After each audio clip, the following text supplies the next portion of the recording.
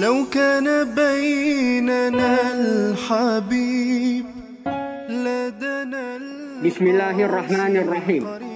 Pernyataan sikap mencermati perkembangan kasus pandemi COVID-19 di Indonesia pada umumnya dan di Aceh pada khususnya, serta menindaklanjuti kunjungan Bapak Kapolri Jenderal Polisi Listio Sigit Prabowo ke DPP Rabithah Alawiyah beberapa bulan yang lalu. Hari ini, Senin, tanggal 6 September 2021, keluarga besar Rabithah Alawiyah Provinsi Aceh dengan ini menyatakan sikap menghimbau seluruh masyarakat Aceh agar berpartisipasi secara sungguh-sungguh untuk mengikuti program vaksinasi yang sedang dilaksanakan oleh pemerintah.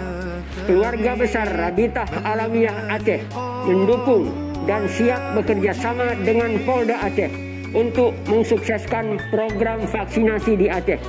Banda Aceh, 6 September 2021.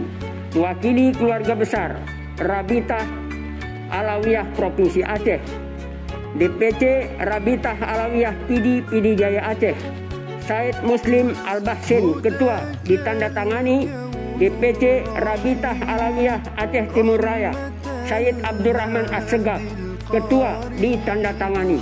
Ya rahmatan